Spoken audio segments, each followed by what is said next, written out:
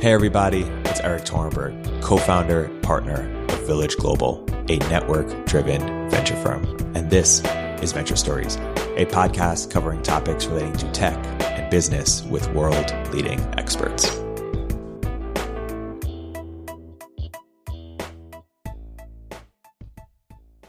Hey everybody, we're now accepting applications for our Network Catalyst Accelerator program. Founders in our program have gone on to raise money from Lux, Spark, A16Z, Slow, First Round, SUSE, Homebrew, Mavron, Obvious, NFX, Signalfire, and many more. Learn more and apply at villageglobal.vc/network catalyst. So Balaji, thank you for joining. I want to talk about three things with you. Career transitions, picking startup ideas, and co-founders. Why don't you start by sharing your thoughts on career transitions? One is when's the right time to leave a company? And then two, how do we think about whether to start or to join a company? Any frameworks for that? Okay, well, so first, for anybody who's working at Coinbase, you should never leave until Brian gives you the thumbs up, okay? But it's good to stick it through and so on and so forth. I'd say things that I've found in terms of timing that. So you sort of have to trade off, kind of exploitation versus exploration, right? In the sense of the K-arm bandit, if you guys know what that is. The K-arm bandit concept, it's from math. Imagine you went to Las Vegas and you had a row of slot machines, okay? And you didn't know their payoffs, each of them. What you do is you walk up to the first one and you start yanking the thing, and maybe it pays off 50% of the time, it gives you $1, and 50% of the time you lose money. But maybe the one next to it, 1 in 1,000 times it gives you $1 million, but the rest of the time you lose money. The second one actually has a better payoff, but it might take longer to figure it out versus the first one, okay? And this is the concept of balancing your scarce resource, which is how many years of career you have or months versus your maximal payoff in some sense, right? And that doesn't have to be money. Importantly, it can be learning and so on and so forth. So one thing you don't want to do is you don't want to switch so frequently that you don't that you're quitting, right? You always want to accomplish something. My general kind of way of thinking about it is I stop when I've stopped learning. And what I've done in the past, so I've been both grad student and, undergrad and grad student and lecturer and online lecturer. I've been engineer and CTO. I've been hired and hiring manager. I've been entrepreneur and founder, and I've been angel investor and venture capitalist. I've been security tester, and I've been on the other side, basically setting up the NSA surveillance to catch people. And so I think that's the second aspect. The first thing is optimized for learning. The second thing is optimized for being on both sides of the table. And then you gain empathy for the other person.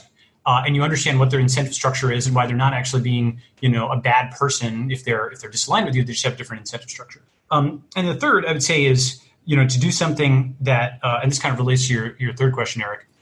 Do anybody know the Japanese concept of ikigai?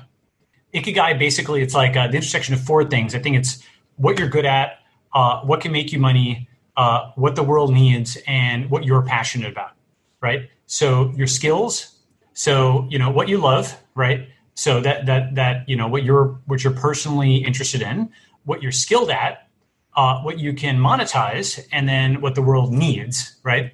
So that's a useful framework where it's funny. Sometimes you can actually spreadsheet this out. You can list all the things you've ever thought about doing, and you score them on those four axes. And for example, if there's two things that you're neutral on, but one of them pays much more than the other, you might select that one, right? Or if there's two things you're neutral on, but one of them is something the world really needs and the other one isn't, then you might choose that one. So this is kind of, how I also think about switching is to make sure I'm constantly optimizing, for learning and for ikigai. Okay, maybe a long answer, but go ahead.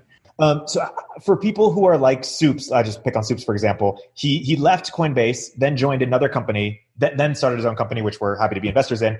But how do you advise people who are leaving Coinbase, let's say that their time is up, and they think about whether they should start or join something? What are the frameworks they should be thinking about, or how do they know?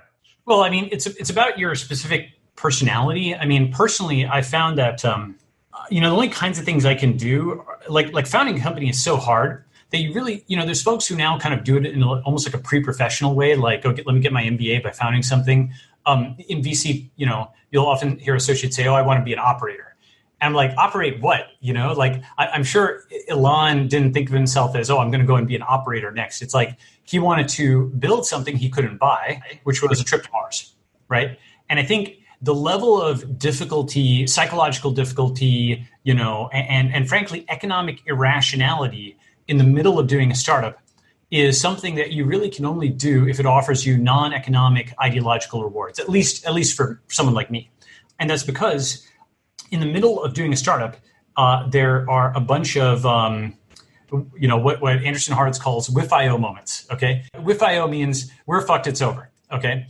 And there's many, many of those moments, especially in the early stages of a startup. And I've actually figured out why. There's actually a mathematical reason as to why that is the case. Small sample sizes cause stress, okay? So in your life, you can think of all of these different interfaces around you. For example, you have one manager, or you have 3 investors, or you have 5 customers, right? Or you have only 2 people covering you in the press or whatever, right? Like anytime you have small sample sizes, then if one of those people goes south on you, you've got a problem, okay? Now, so for many people who are employees, if your manager goes south on you, you have a problem, right? For a founder, it's different. If they're investors or their customers or their employees, if enough people go south on you, you have a problem. But at least you've now diversified it so that there's maybe 3 points of failure or 10 as opposed to 1. This is also why as a company scales, certain kinds of things that used to be super stressful early on aren't as stressful. Like if a customer cancels an account in a rage on Twitter and you only have 10 accounts, that's like a big deal. That's 10% of your revenue. Are you going to lose more customers, et cetera? If you've got 10 million accounts, like Zuck, Zuck probably sees someone scream at him every single day or whatever, delete Facebook, F you, whatever. And frankly, it's like rounding error. He actually has to look at the stats to see if it's real. So scale can actually de-stress things, but not everything, because you're not going to be able to scale. There's always some interfaces in your life where you can't scale them indefinitely. Like if you're an employee, you're usually only going to have one manager, for example, right? So my point being that when you start a company, you have all these small sample size interfaces, and the stress level is quite high, and many of them will go south on you. And the rational thing is to quit. That is, say the expectation of what your success will be after that point is low. And really, honestly, the reason to persist at that point is a sense of dogged perseverance, ideological zeal, desire to never take a loss, right? And just like doggedness. And so you need a really weird mix of hyper economic rationality, like to be able to look at the numbers and calculate them out, and economic irrationality and ideological zeal. And I can say that, but to make those choices in the moment is challenging. For example, early Coinbase had a moment where they woke up and some guy was like hacking their account. And had they finished the hack, they would have taken all the money and that would have bankrupted early Coinbase, and no one here would be around. Okay, there's a concept in this, by the way, that comes from evolutionary genetics, population genetics. It's called the fixation probability. Basically, there's some mutations which are selectively advantageous. For example, maybe they increase your immunity to infectious diseases or something like that. Basically, if you have a good idea for a startup, okay, it might have some advantage over other startups, but you might just die from random chance before you can show your stuff. Okay, that's a concept of genetic drift versus natural selection. If you guys see the black curves there, right? Those are when a mutation arises, and UG has a mutation that gives him higher strength or something like that, and he passes it down to like 2 children and then 4. But then they all die out. They're hit by, lightning or something like that. And then the mutation goes to 0. Then it arises again and it goes to 0. Once in a while, though, it gets to a critical mass and then it goes all the way to the entire population. All in people have it. Okay. And so lots of good ideas for startups, especially now in Corona times, are just getting killed, wiped out by random chance. Okay. And you have to ask yourself when you're founding a company, am I going to 0 because it's random chance? Or am I going to 0 because I just I just need to will to power it and boost the selection probability and go up, right? So this, by the way, is also my mental framework for thinking about luck versus skill, right? Luck is the random bad fortune that drives you to 0. And skill is the will to power that takes you to infinity. And really both of them are drivers, right? You really can have bad luck. But another way I think about it is, luck is having the coin come up heads and hard work is flipping the coin 100 times. So, in terms of thinking about founding something, if you're so insane that you'll flip it 100 times, then you might be able to get somewhere. But you shouldn't be so insane that you flip it 10,000 times, because then you're sticking with the wrong thing. Yeah. Let's double down on ideas for a second. So two questions. Basically, on, if you worked at Open Door or Coinbase, you have some expertise and access in real estate or crypto or fintech. Those are broad spaces individually. How do you recommend people sort of pick between them or begin to navigate them? And secondly, what's your sort of COVID requests for startups list or COVID anti-request for startups? That you hinted a little bit in that some businesses are no longer relevant. Yeah, that's right. So it was so the second was COVID request for startup. The first was like, how do I generate ideas? Like, how do I think about that? Yeah, and pick between them, validate them. Yeah. So I have this post that people have liked called the idea maze, or rather, an idea is not a mock-up. A mock-up is not a prototype. A prototype is not a program. A program is not a product, and a product is not a business. And a business is not profits. Right now, one thing you'll often hear is some friend who's not in tech will be like, "Oh, I had the idea for Facebook 10 years ago. I could have made $1 billion, whatever." People will say this kind of dumb stuff, and the way to kind of just shut them down, because really what they're basically saying is, I had the idea to dunk. I could be LeBron, right? And it's just not the same thing. The napkin drawing of the $1 billion concept, the idea is actually important. I'll come back to when it's important. But the napkin drawing of $1 billion concept, by the way, sometimes it is, even though I'm kind of saying it in a facetious fashion. Uber was $1 billion concept, so the napkin drawing was valuable. Time, 1 minute, right?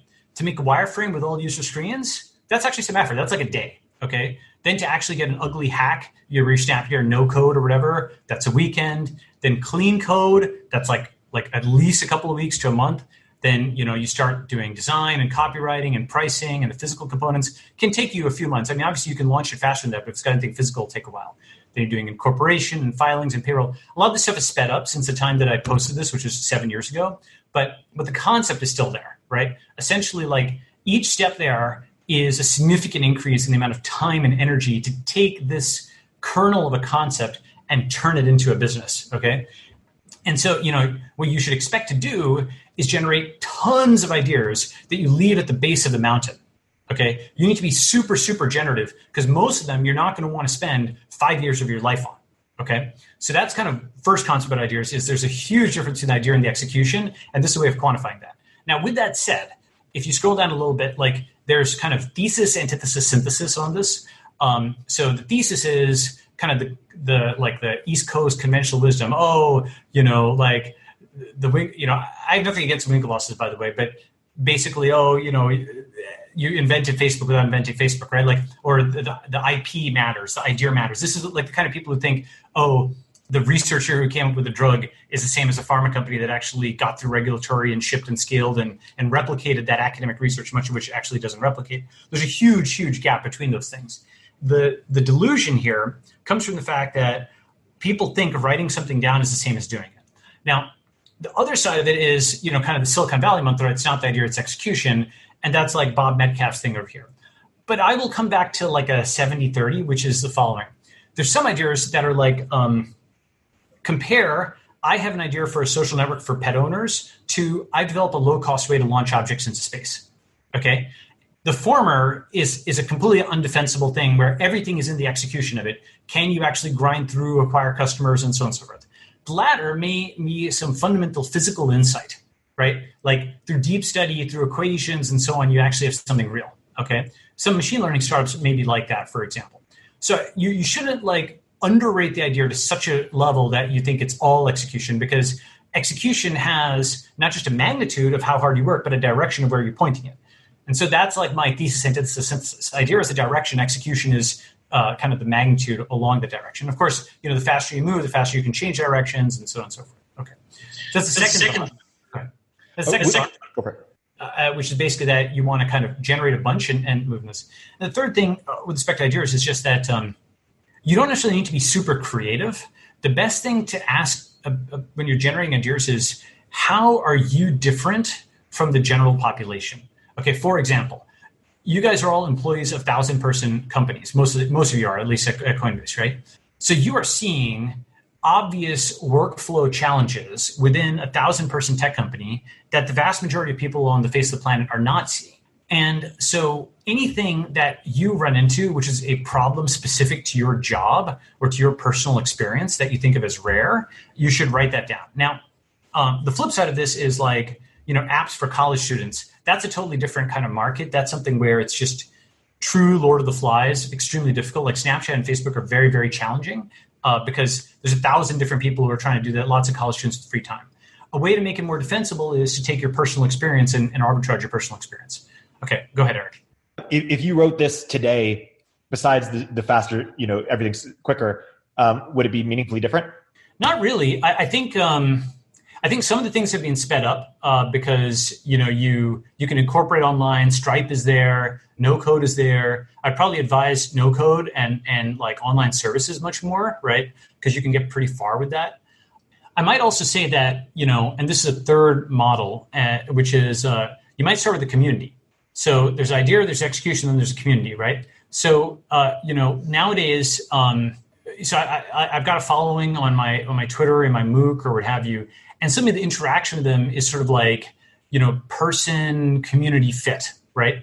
And then that community can bootstrap a protocol, it can bootstrap a product, and so on and so forth. And that's something I was just less thinking about back in 2013 than I have today. But that might be a third angle on things, to go take a community first approach. And how about the COVID request for startups or anti-request for startups? I'm going to show you this, and then I'll talk about my concept. So first, what is this graph? This is the Taleb graph of 1,001 days in the life of Thanksgiving turkey. Life improves, and then a ridiculous sudden reversal, okay? And we're seeing Thanksgiving Day charts across the economy, and we're the turkey. Uber is orange, okay? And look at that ridiculous Thanksgiving Day drop. And Uber Eats, by the way, has risen dramatically, right? So Uber is now essentially just Uber Eats.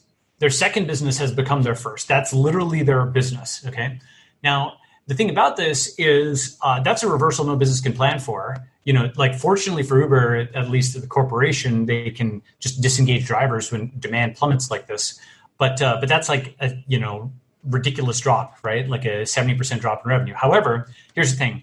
Notice how Uber dropped, but not Uber Eats. One of the things I was short on was Uber, but not Uber Eats. I think it's pretty good.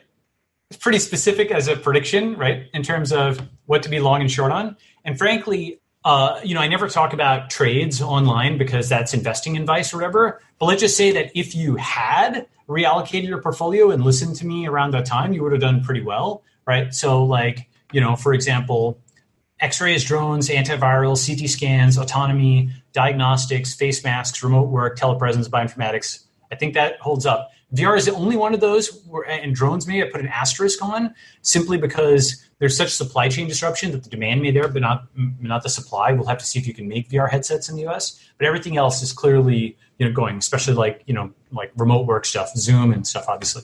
And then on the short side of things, I think that holds up pretty well as well. Travel, Tinder, Grindr, hotels, Airbnb, airlines, in-person, blue cities. I'll come back to that point, but real estate is crashing, commercial real estate in blue cities. Restaurants, conferences, digital nomads in the sense of moving around the world. You can't do that anymore. Uber, but not Uber Eats. So I think that holds up pretty darn well, right? I think that's like, let's call it part of the COVID investing thesis. So if you guys may remember this concept of like the digital divide, right? This was a thing in the late 90s. Some people have access to the internet, others don't, right? So April 7th, I had this concept, which I think is one mental model, the physical divide, right? Digital is now cheap with billions of smartphones around the world. It's the physical that's expensive. Okay, so for the last 70 years, we made the cost of putting a bunch of transistors on a chip that's now cheap. But putting a bunch of people in a room is now expensive. Okay, so the measure of a competent society is one that can actually hold a rally.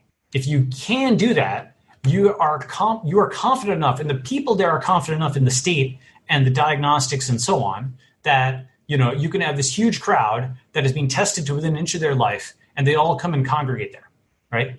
For an incompetent state and for a citizenry that is not cooperative, the commons are a tragedy. And you can't, basically there's just a failed state in between your house and the next person's house. You have to wear a mask. You basically have like a place where you can't show your face. Maybe it's pollution, maybe it's infection. It's not, the commons aren't actually traversable. So I think this is a powerful mental model for the next several years at least, that physical is expensive. And one thing that means, by the way, is digital is now cheap, physical is now expensive. So everybody is going to want a software substitute for things because, so I had another tweet, by the way, that I was really surprised people wilded out about. So I have one more question for you, which is co-founders. Are we sort of in the picking co-founder era similar to sort of dating before Tinder, and that you're limited to the people that you went to college with or worked with? Or is that, for a co-founder, is that actually good? Should you stick to that pool? How do you think, what's your framework for picking the right co-founder? Yeah, so like the way I kind of think about this is having, and I'm speaking as like an investor and having seen like lots of these things and whatnot. So you should pick somebody who's complementary to you, okay? And there should always be like a clear CEO. That's like the most important component. The thing about that is like the question of who's the CEO, that's like one of the very first conversations you need to have. And ideally, it's something where that's obvious between you. But if it's not, for example, at the beginning of Coinbase itself, this is public knowledge, but Brian and the guy who helped co-found Blockchain.info, they had a disagreement over this. And you know what? They worked it out, right? And basically Blockchain.info is a good company and Coinbase is a good company. But that type of stuff should be resolved. That was also an ideological dispute. Blockchain wanted to be able to have a wallet where they couldn't have the password, and Coinbase wanted password reset. So that's actually something where the fork in the road was actually very substantive. It's two different visions of the future, both of which turned out to be legitimate visions of crypto, right? So true product difference on one simple thing of password reset. So that's like a good example of a few things. First, who's the leader? Second, what's the long-term ideological vision? Third, are skills complementary, and so on and so forth. I do know that these like co-founder dating sites or whatever, kids these days, I don't know if that works. It feels it could work, but it feels inorganic maybe. I think the best thing to do is to actually work on a project with that person and find that there's a natural division of labor. Nothing substitutes for that, because working with somebody is just very, very different from talking to them. It's like they have to catch the pass when you throw it. They have to intuit what you meant, not necessarily what you said. Lots and lots of little things like that. They have to tolerate your idiosyncrasies, because nobody's ever strong in every dimension, some people are, but few. And so I think actually doing and shipping a project, ideally one that involves money and customer support with them, is probably the best bet. And that could be a hackathon or something like that, but try to push it all the way through such that both of you have legal liability together or customers yelling at you. That's a real trial by fire. Balaji, thank you so much for coming on. Give a digital round of applause for Balaji.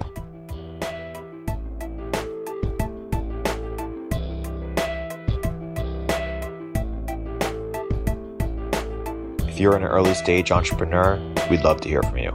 Check us out at villageglobal.vc.